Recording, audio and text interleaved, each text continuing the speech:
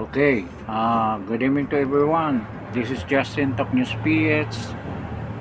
At good evening din sa lahat ng mga OFW na sa ibang bansa, whatever time zone you have. Good day sa inyong lahat at I hope you're fine. At we have to talk some issues tonight. At this is a very important issue and sometimes nakaka-worry na issue. So we have to discuss that. But before anything else, I would like to request paki-pindot naman ang like. Then try to share this video to your friends para naman ma-inform sila na if you are new to this channel, paki-subscribe kahit pa isa-isa lang. And yun nga ang sinabi ko sa inyo kanina na this is a very nakaka-worry. We're very anxious na itong situation na nangyayari dito sa ating bansa ay palubha ng palubha with regards to the political issues that we have right now. Kasi parang we're going into something na napaka-delikado. So itong issue na to, we have heard the recent ngayong gabi lang na short video from Alan Peter Cayetano. Actually, the Senate minority parang gusto lang niya mag-greet doon sa kanyang mga viewers, sa kanyang post, sa kanyang Facebook account. But it seems na medyo na-establish natin or we establish na talaga mayroong ongoing na pangyayari dyan sa kanya, sa Senado at yung NBI Malacanang at saka yung DOJ. Sa kanyang salita, sa kanyang pahayag during that video, sinabi niya na nakakahalata na yung ginawa ng NBI, DOJ at saka Malacanang. Gusto niyo mag-interview, mag-imbestiga kayo sa Southeast Asian Games, nangyayari doon, kung meron mang mga controversial na corruption doon na unsolved hanggang ngayon, okay lang daw kung mag-imbestiga kayo. Basta kami, patuloy kami mag-imbestiga. Ang sabi niya siya, patuloy daw sila mag-imbestiga dyan sa Senado. But dahil nandyan daw si Erwin Tulfo at saka si Ping Lacson dyan sa Blue Ribbon Committee, kaya ang parang pinapahayag niya na parang hinaharangan yung investigation dyan sa flood control sa Blue Ribbon Committee. So very short naman yung message niya, but this is to manifest na talagang may ongoing na pangyayari with regard to the plan based on the statement sa press conference ni Matibag doon sa kaso na sinabi niya na nangyari dyan sa SEA Games sa Clark, SEA Games sa Infra dyan sa Clark, yung sports center. Merong stadium, merong aquatic facility at naalala natin na si Senator Cayetano ang chairman dyan sa Senate Organizing Committee. Ang sabi ni Senator Cayetano, yung infra niyan, yung pagtayo ng mga buildings dyan for the facility for the athletes, hindi naman siya may hawak, si Vince Dizon. Yung mga ang BCDA or Business Conversion Development Authority ang may hawak yan. So Vince Dizon yan during the time. At yan ang merong sinabi na may pera na involved na nawala. I don't know kung yun ba yung sinasabi nila na amount na 10 billion na unliquidated. Ngayon, ang sabi ni Senator Cayetano yung recently, yung kanina na sinabi niya na yung case daw ng BCD or yung nag-manage siya sa construction ng mga infra, mga buildings yan, ay naimbestigahan na raw. So ibig sabihin, linilinis nila yung um, side ni Vince Dizon. No? So understandable naman yan dahil si Vince Dizon ang DPWH director ni Bangag at isa sa mga close advisor ni Bangag. Hindi talaga nila imbestigahan yan kahit na mayroon pang anomalous na mga projects dyan sa Clark na nangyari nung SEA Games, Southeast Asian Games. So ngayon, ang sabi daw, hindi pa raw naimbestigahan si Senator Cayetano. Particularly kasi ang pagkaalam ko, ang ginawa lang ng organizing committee ay yung cauldron. Alam mo yung kaldero na saan yung umaapoy na while the game is ongoing, umaapoy lagi yan. It is diesel feed kasi yan ang ginamit dyan. So medyo mahal yan. And it was designed by a certain national artist. Hindi ko lang alam ang pangalan kung sino yung national artist na tinutukoy ni Senator Cayetano. So yun yata ang pinatungkulan dito sa investigasyon na gagawin ni Matibag. But definitely magkaroon sila ng ebidensya yan. Kasi gagawa sila ng ebidensya para ma-diin si Senator Cayetano, and it should be a plunder talaga ang pagnanakaw para hindi makabil si Senator Cayetano. Yun ang iniisip ngayon, paano gagawin ng DOJ. Ang DOJ dyan ang magbabalak tulad ng ginawa nila kay Senator Marcolita na talagang sablay naman yung kasong sinampa nila sa ombudsman. Dahil utak rin ni Boying yun Si Boying rin ang nagsabi, bahala na, isampa na natin to para makulong lang yan. Bigyan na kaagad ng Sandigan Bayan, yung mga judges na nakatanggap din ng malita. Anong division yun? Lahat na division yata ng Sandigan Bayan.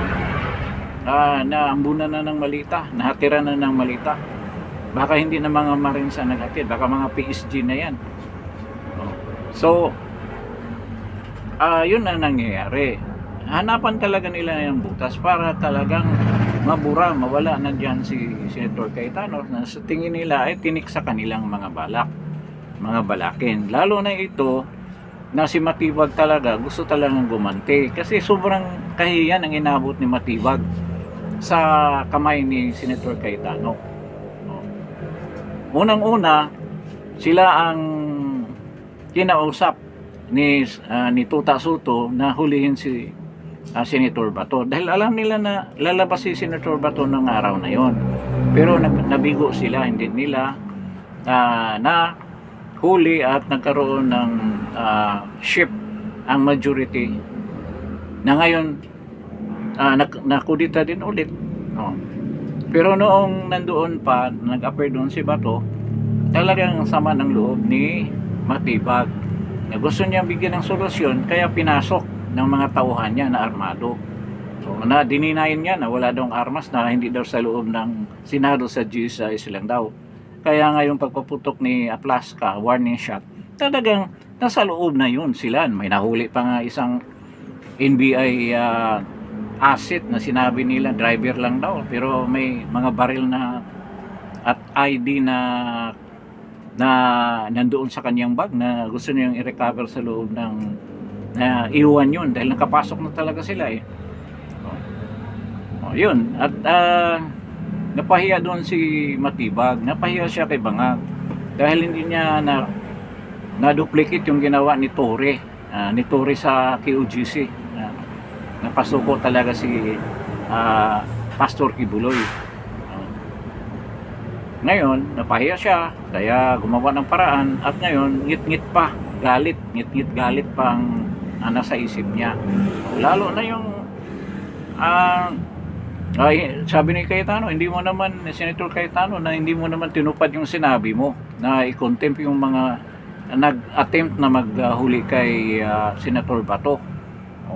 So, the public drew flack dyan kay Matibag. Talagang bagsak ang kanyang kung may iwan pa siyang kunting honor, wala na. bumagsak na hanggang ngayon. Kaya yung image niya ay basang-basa na. Dahil maraming kabalastugan siyang ginawa. Pati yung pamugbugbog. Binugbog nila yung security doon sa Senado. At nangako siya na bibigyan niya ng punishment yung mga involved doon, pero walang nangyari. Walang balita na ganyan na nangyari. Kaya ito na naman itong itong pangyayari dito sa impeachment trial, na sablay yung dalawa niyang testigo ng mga NBI agent na dapat naman talaga siya nag-appear, nagpa-special pa siya na unahin siya. Kaya talagang galit din siya kay Senator Cayetano. Kaya ito nabuo itong plano na talagang ididemanda si Senator Cayetano. Diyan nakita na nila yung cauldron, pero actually nagkaroon na ng ng hearing diyan sa Senado. Tinanong na si Senator Cayetano, si Drilon pa nga, naalala ko yun, na siya ang nag-grill sa kanya nung panahon na yun with regards to the controversy diyan sa cauldron. Dahil gustong sirain ng mga dilawan niya noon na cauldron daw masyadong mahal, maraming ganyan na issue.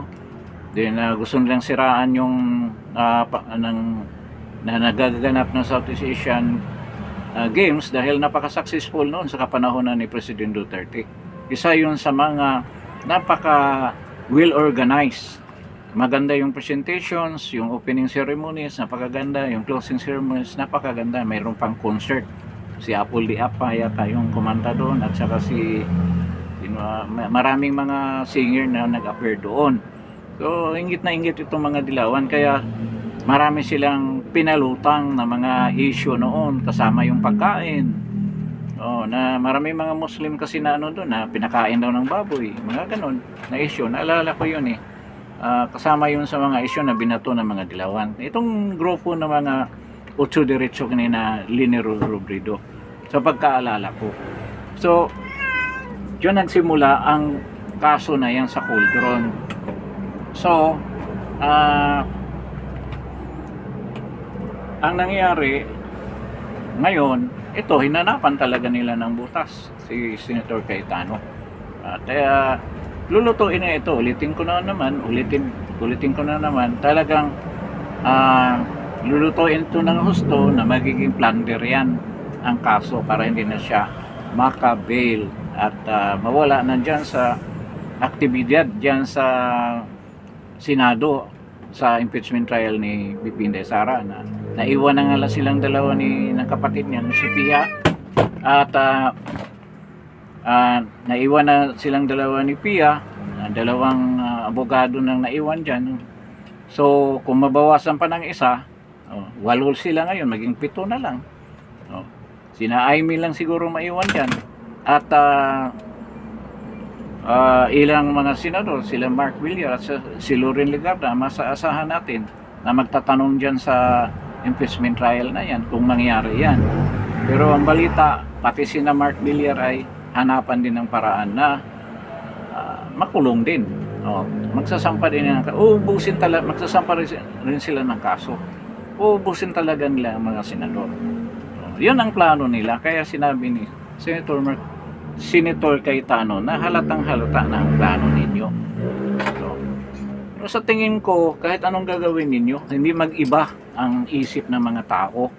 Hindi maibaling yung tiwala ng mga tao sa inyo. Patuloy kayong kamumuhian ng mga tao, lalo na kung patuloy nyong gagawin itong pagbawas ng mga senador dyan sa kampo ng mga minority. So yun ang mangyayari dyan. So ito ngayon, ang tabayanan natin ngayong Monday, kasi mag-appear daw si Matibag. I don't know kung anong itatanong ni Senator Cayetano. So I don't think na itatanong naman yung regarding din sa kaso na hinanda. More on the yung sinampa nilang kaso na witness ang mga NBI agents. So yun, yung number 4 na charge ang i-discuss niyan. At I don't know kung anong sasabihin nito Matibag. Baka naman sabihin niya na may kasama na siyang assassin na hindi identify niya yung assassin. Oh. At hindi naman po pwede yan dahil hindi naman yung pinipresent as witness. Oh. Hindi pwedeng mag-add ng witness na nagbawas na nga kayo ng witness dahil sabi ninyo malakas yung kaso ninyo laban kay BP Inday Sara. Oh. At ang katotohanan naman dahil baka bumirang kayo kay Zulaika Lopez kung sabihin niya ang maraming bagay na magpatibay lalo sa posisyon ni BP Inday Sara. Oh. Kaya inalis ninyo yan as witness. So ito nga nag-aantay tayo ng Monday kung ano mangyayari ito sa Monday na to, upcoming Monday, sa pag-appear ni Matibag yan sa Senado. So maraming bagay na nangyayari. Gusto ko sana i-discuss din yung regarding sa situation ng ICC, but I think masyadong mahaba na itong vlog na to for tonight. So I think hanggang dito na lang tayo sa gabing ito at napaka-importante nga yan dahil antabayan na natin ang pangyayari dyan sa Senado dahil napaka-importante kasi last line of defense na ng Senado. Wala na akong tiwala sa Supreme Court. Natatambakan na sila ng kaso, wala pa rin isang nare-resolve. Wala pa rin, sa bagay, itong program funds, napakatagal nilang resolve yan. Ano magagawa nila? Kung sabihin nila na illegal, so ipatigil mo yung 2027 budget naman, na yan din naman ang ginawa, mayroon namang flood control. Kaya wala rin makukulong dyan sa gagawin ng Supreme Court. At saka ang petition kay President Duterte mahigit isang taon na. Yung sigalot nung yung nag-take over yung 12 nila Win Gatchalian, yung sinampa ni Senator Cayetano hanggang ngayon unresolved pa. Ang daming kaso na unresolved sa Supreme Court. At hindi ako maniwala na normal na yung delay na yan. Merong pumipigil dyan sa delay na yan. Hindi ko sinasabi na malita din yan. But there's a big possibility na ganyan nga ang nangyayari sa Supreme Court natin. That's supposed to be the last bastion of democracy. Pero ngayon, ang last bastion natin na we have a fighting chance na mag-iba naman ang rehime na to, ang Senado, na unti-unti na talaga nilang dinudurog. At delikado kasi yan yung pangyayari ngayon. Yung sinabi ng iba, magaganda yung presentation ni Michael Pua, talaga, totoo naman. At nasa katwiran naman talaga. Wala sila sa katwiran yung prosecution. Ang dami nilang violation ng ginagawa na unconstitutional na mga gawain diyan sa impeachment na yan. Doon pa lang sa Committee on Justice, alam na natin kung anong ginawa nila Luis Tron. Sinasite din ni Michael Pua, Attorney Michael Pua. Sinabi niya, walang ebidensya yan. Kaya nga, nagpasupuin na para kumuha ng ebidensya. Tama ba yan? Na magsampa ka ng kaso, wala kang ebidensya, tapos pagkatapos magsampa, nagpasupuin na ka para makahanap ka ng ebidensya, which is clearly impeaching extradition. Nangingisda ka ng ebidensya. Noong pa natin sinabi na, alam na natin yan yan din ang ginagawa ngayon. Kaya pilit nilang pabuksan yung tax record at saka yung bank record ni BP Inday Sara. At sinama pa yung EMLC na talaga namang bawal yan kahit yung mga dokumento na hawak nila ay hindi pwede gamitin yan in any hearing. Kahit nang sa impeachment hearing, hindi pwede gamitin yan. Pero sinuway nila yan. So, yun ang pangyayari dyan. At ano bang maging resulta niyan? Ito actually, na-vlog ko na ito Hindi talaga mananalo dyan. Mabubuksan talaga yan. Alam nga namang, after the debate, kasi nagkuko sila, magkaroon sila ng debate sa plenary. Tindigan nila or paliwanag nila ang kanilang mga posisyon. Bakit gusto nilang pabuksan yung mga bank account saka yung mga tax record ni BP Inday Sara. Ipahayag nila after mapahayag na nila lahat, magkaroon ng butuhan. 8 na lang ang minority ngayon, 13 ang majority. Ilagay lang natin, hindi mag-abstain si presiding officer na si Jesus Escudero. So 13 sila. Huwag mong sabihin na yung 8 punuin nila yan para hindi mapabuksan yung mga bank record. O lilipat yung ilan doon sa 13. Napaka-imposible niyan. 5 ang kailangan yan para lang magtabla. Para magtabla lang. So kailangan ng 6 para papabor lahat sa minority. Napaka-imposible. So ibig sabihin si Nick Subiri, yung mga nasa sa tingin natin na hindi ganyan kaaktibo, o si G.B. Ejercito, si Lito Lapid, si Bam Aquino, napaka-imposible. Kaya nga, ngayon pa lang, alam natin na mabubuksan yan. At doon sa pagbubukas nila, dahil nga nag-fishing expedition sila, doon pa sila maghahanap ng butas na iparatang nila na yan ay ill-gotten wealth. O, ganun lang ang gagawin dyan, tulad yan ng kay Corona. At kung hindi talaga mapapayag ang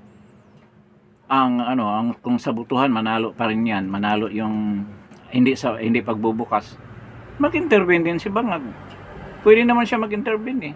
Nagkaroon siya ng direktiba na kailangan buksan ang bank account ni BP Inday Sara na ginawa na ni Noy doon sa kaso ni Corona, dahil nga sa problema sa Hacienda Luisita na ginawa, pinaburan ni Corona, kaya pinag-initan talaga ng si CJ Corona. So, alam naman natin lahat kung anong rason, di ba? So ngayon, ito, kung ganyan ang mangyari, bakit pagandahin mo pa yung mo dyan, mga sinasabi mo dyan sa hearing na yan, na alam naman natin kung anong maging resulta. Kahit anong galing na ng defense lawyers dyan, wala na, tapos na ang laban. So dyan pa lang, kaya maraming nagsasalita yung mga taga-US na na tawan-tawa na lang daw, patawa-tawa na lang daw sila sa Anita. Dahil alam na ang resulta, bayad na lahat yan. So ngayon, ito, ayan nga, naka-discourage na rin manood ng hearing eh, kung ganyan pala ang resulta. Kung i-analyze mo rin naman, ganyan naman talaga ang mangyayari. Alangan yung 13 may lilipat doon, si Joel Villanueva lilipat, si Chess, hindi mangyari yan, hindi madidimanda sila. Si Lito Lapid, lalo na yan, nalalaman natin na marami rin palang kaso yan na hindi talaga siya pwedeng lumipat dahil kakasuhan siya. Plunder din yung kaso niyan, maging plunder. Kaya hindi siya makalipat, gustuhin man niya. Si Bam Aquino, si Kiko Pangilinan, aktibo ngayon dyan sa pagsira kay BP Inday Sara. Noon, tahimik lang.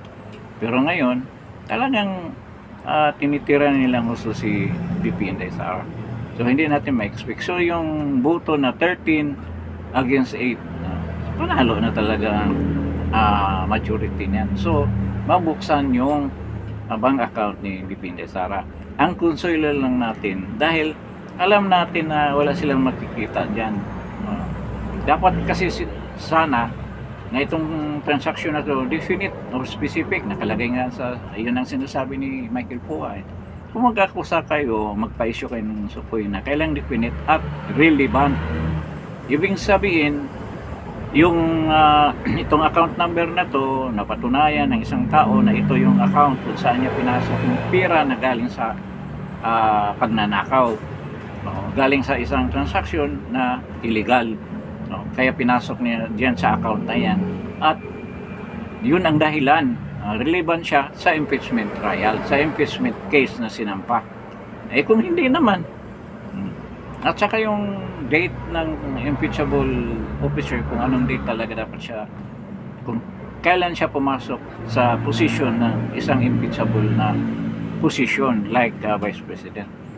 Kung kailan ang date na yan, inclusive, yan lang ang pwede mong ididimanda. Hindi yung, at sabi ni Michael Pua na 2 dekada na, isama pa yan sa demanda. At nagdesisyon na rin ang Supreme Court tungkol doon, dyan, sa petition na ginawa nina Tornitorio niya tato sa yung mga abogado ni BP Inday Sara diyan sa na naging jurisprudence na yung Duterte versus House of Representatives na sinasabi na ubiter lang daw, sabi-sabi lang daw ng ganun ba yun? Klaro naman ang direktiba with regards doon sa due process. Kailangan i-exercise mo in due process, ang due process in all steps ng impeachment trial. So ito na ngayon, napakalungkot na isipin na kahit anong galing ni Michael Pua magpaliwanag, wala rin, talo rin, at yun ang mangyayari. Ang problema lang nila, paano makonvict si BP Inday Sara. Kaya nga pinilit nila na bawasan talaga ang number of senators para matupad yung balak nila na talagang ibahin yung basis for the conviction of an impeachable officer tulad ni BP Inday Sara na magiging ano na lang, parang malabo, magiging lower than 16, hindi na maging 16. So ang basis maging 20 or 18. I think 18. Kasi pag 18, 20, kung 20 kasi ang kalahati 10, 5, 15. Hindi pwede. So dapat 18. Pag 18, 9 kalahati is 4.5 o 4, 13. No, kasi wala namang 0.5 na senador na tao. So dapat mag-18. So yung ngayon dahil 20 list 21 sila, kailangan pa ng tatlo na makulong. Kaya hinahanap-hanap na nila kung sinong sunod nilang dididemanda. At yan nga ang gusto siguro nila na hahaba pa ng konti ang impeachment para maubos na yung senators. At anong purpose niyan other than the conviction of BP Inday Sara? Ang Constituent Assembly. Kasi kahit makonvict nila si BP Inday Sara, tatakbo pa yan ng pwede tatakbo yan ng Supreme Court. No? Kung hindi naman desisyon ng kagad ng Supreme Court, walang final conviction, pwede siyang tumakbo na presidente pa rin. At kung manalo siya in an overwhelming number, pwede pang mapawalang sala siya. Dahil nga, nag-attest na mga tao na nagtiwala sa kanya, magiging ano pa yan, advantage ni BP Inday Sara kung mayroon siyang conviction. Yung iba, sabi nila, hindi na pwede. Pwede pa yan. Di kung sabihin ni BP Inday Sara, kung may conviction siya, na-convicted na siya dyan sa dyan sa impeachment trial court, ano siya, i-impeach ng mga tuta na 13 hodas, ma-convict na siya. So hindi na siya pwedeng tatakbo. Pero yung nga sinabi ko, pwede pa siya magreklamo sa Supreme Court kung abutan na ng ng eleksyon, magsampa siya ng candidacy. Hindi naman siya disqualified dahil hindi pa siya convicted, siguradong manalo pa rin siya. At isa sa mga matinding reason na yan na susuportahan siya ng mga tao, manalo siya in overwhelming ang number na panalo niya. By that sheer number lang, maano na siya, pawalang sala siya sa kanyang kasong conviction sa mga pinaratang sa kanya. Except for filing of criminal charges dyan sa ombudsman, which is hindi rin mangyari kung manalo na siya kasi immune ang presidente. After na maging maging presidente, pwede yung isampa. Pero after ng eleksyon na manalo siyang presidente, hindi na pwede yan. At bakit papayag din si BP Inday Sara? Babalikan na niya yung mga kalaban niya dapat. So ganyan ang pangyayari. So hindi rin negative.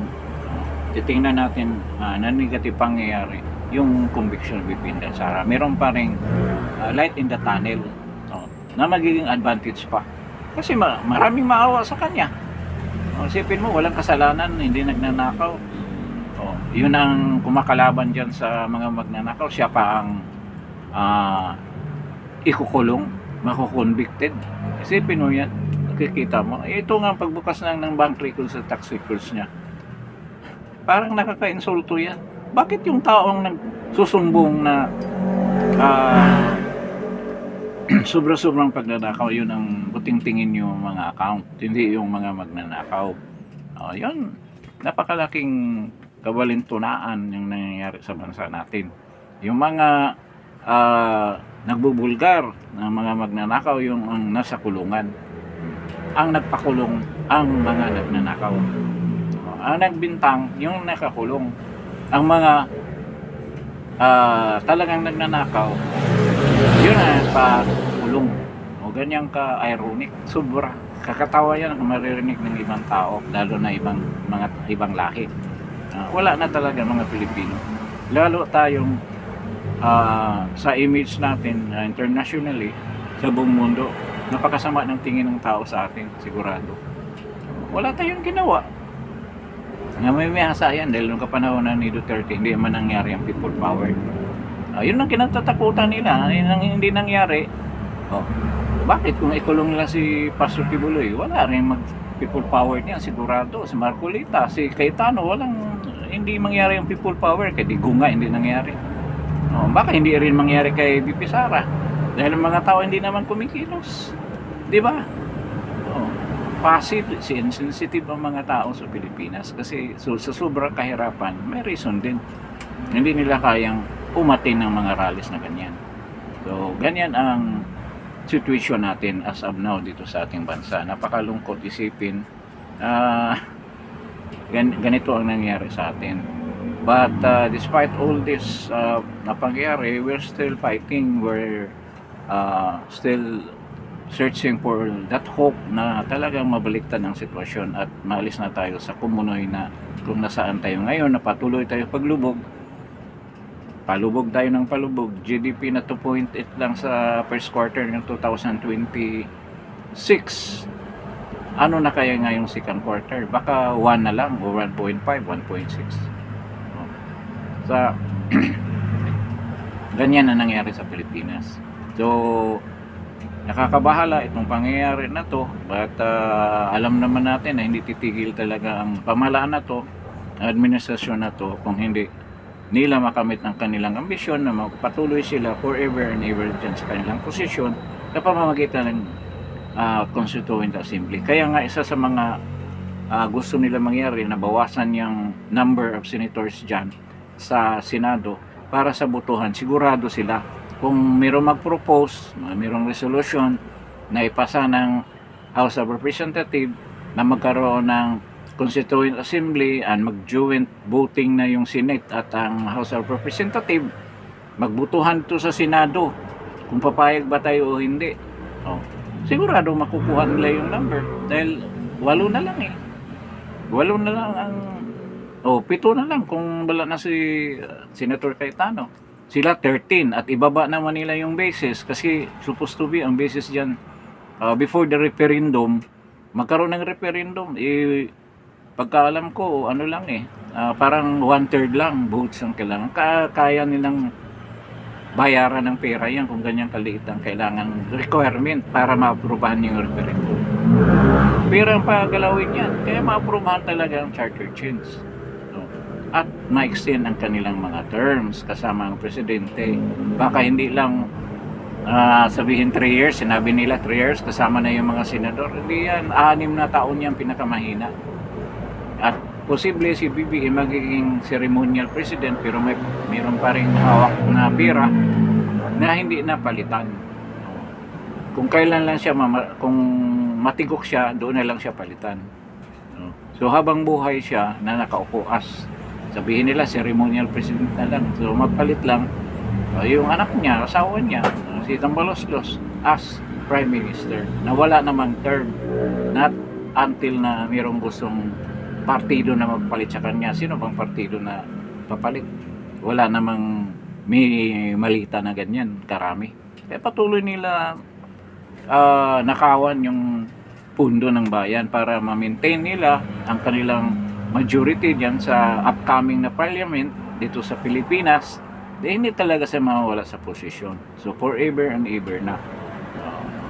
Good luck na lang sa mga bagong sibol ng kabataan. Talagang napakasama na maging future ninyo. Kung walang gagawin, ngayon, yung mga young professionals, yung mga Gen Z, wala talagang mangyari sa buhay natin. So, kahit nga itong mga mamamayan natin na medyo may edad na dumaan na ng napakaraming people power at lumalaban, at malungkot tayo mga Gen Z natin, iba na ang inatupag. Hindi na ganyan. Merong tumatayo tulad nila ni Leandro Libeste. Nakakahanga yung mga bata na ito at saka si Kiko Barsaga. No? Pero kulang pa yan. Kailangan tama yung tindigan ng mga Gen Z. Huwag ka namang sumama dyan kay Ibang Aquino. No? Magpalason kayo ng mga komunista. No? Wala talagang future mangyari ang Pilipinas. Kung ganyan ang susundin ninyo, makikinig kayo sa mga yan. So, medyo mahaba na itong natin, 2 beses na ako nagpaalam.